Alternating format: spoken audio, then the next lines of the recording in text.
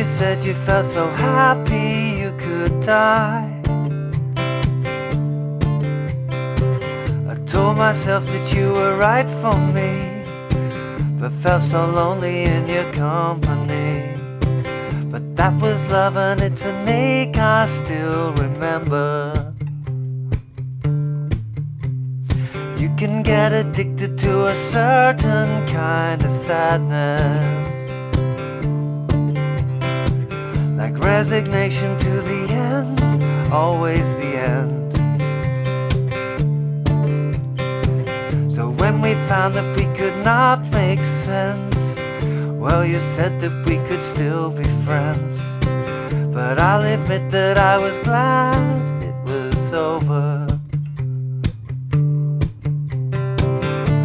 You didn't have to cut me off, make out like it never happened and that we were nothing. And I don't even need your love, but you treat me like a stranger and that feels so rough.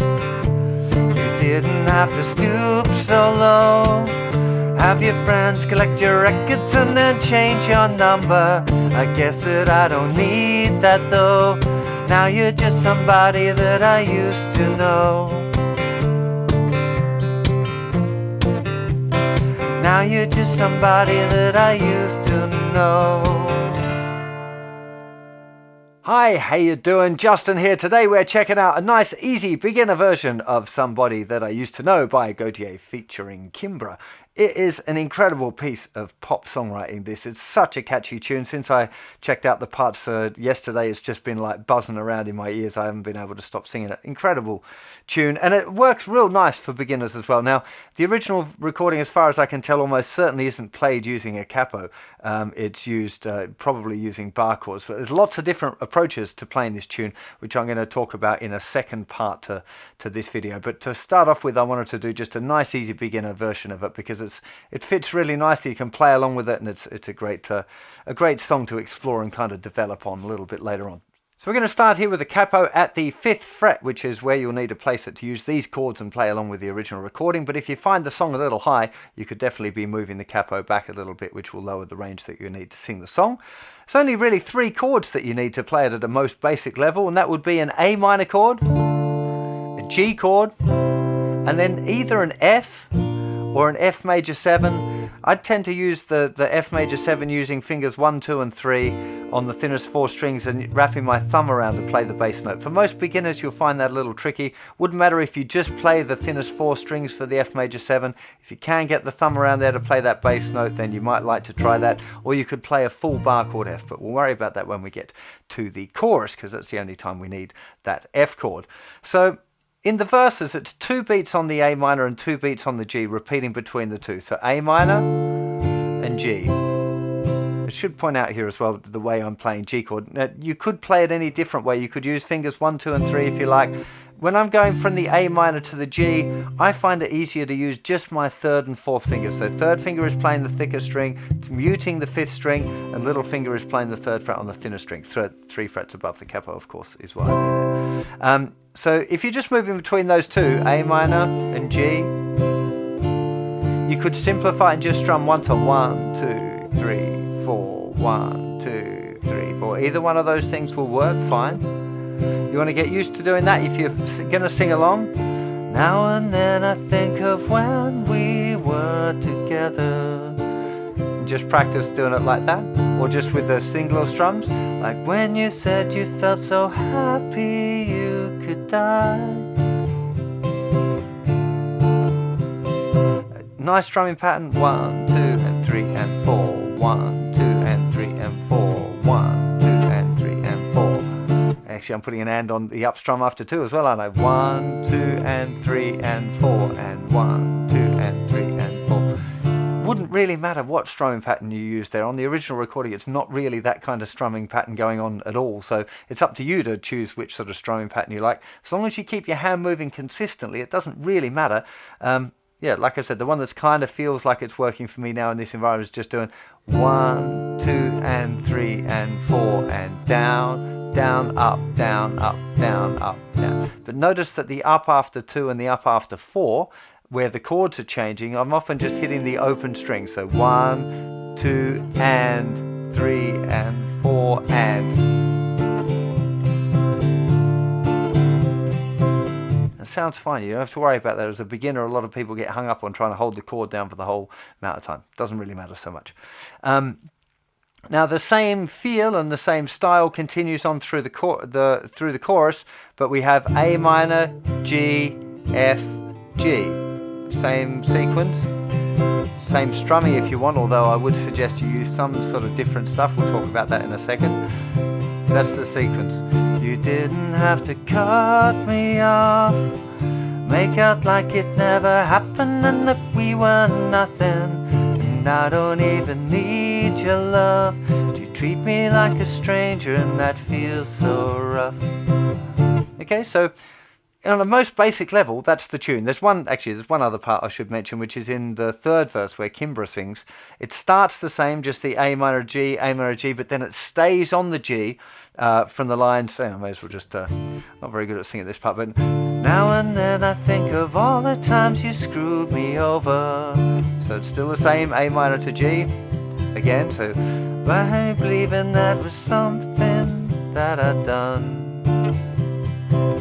Now it's gonna stay on the G. I don't wanna live that way, reading into every word you say. You said that you could let it go, I wouldn't catch you hung up on somebody that you used to know. So just on that whole section in that verse 3, you just stay on the G chord, though the G grip, which is actually a C in real life, but we'll talk about that again in a second. Just worry about the A minor and the G for now. And then we've got a chorus, where the instrumental sections are, is echoing again just between the A minor and the G, or the A minor, G and F.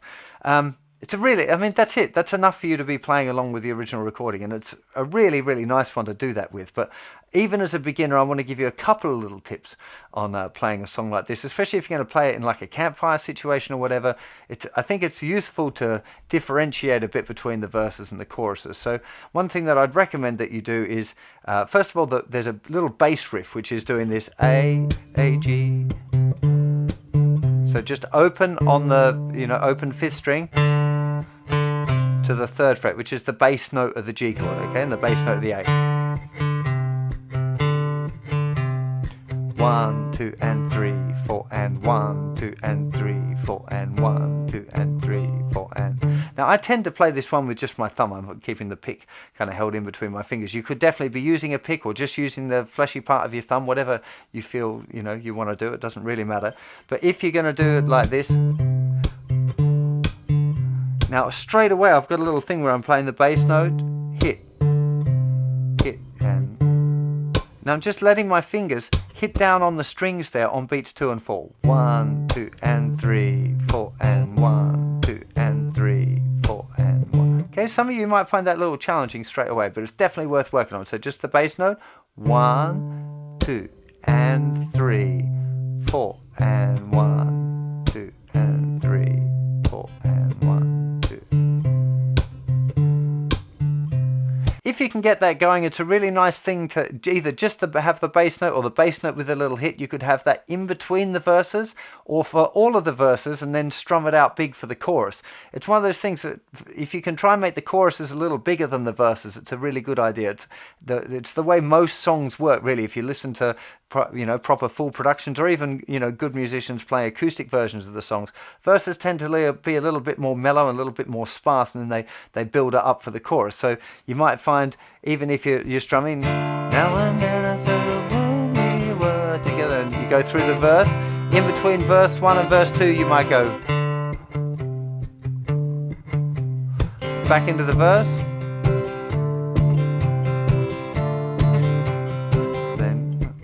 into the chorus, you want to strum it a bit more.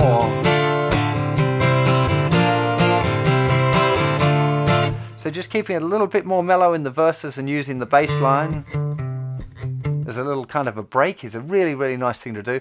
Again, something that we're going to talk a bit more in part 2 of this video, where we talk about different approaches to playing a song like this, which I think will be quite a fun thing for many of you to explore. But for beginners, I think that would be enough.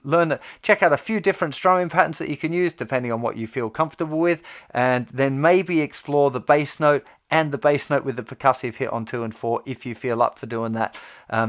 Playing the bass note with the hit, it's a little bit more tricky if you're going to sing along with it. It'll take some practice and repetition to be able to get it, to be able to sing along. At least it's still, it's one of those ones that's still a little bit wobbly for me to be able to keep that real solid while I sing it. The phrasing in this song is a little bit tricky to sing it like the record, which I think it's worth studying, and practicing along. If you're going to do a tune like this, you've got to remember that the parts need to be a bit automated. You need to have the guitar working kind of on its own without having to think about it too much. And definitely with the vocal, with a song like this, you want to practice singing along with the original recording quite a bit as well before you start trying to put it together with your guitar. I hope you found that interesting, and if you fancy a bit of a deeper look at how we can add in some of those melody notes as well and different approaches to playing this song, then join me for part 2. I'll see you for plenty more very soon. You take care of yourselves. Bye-bye.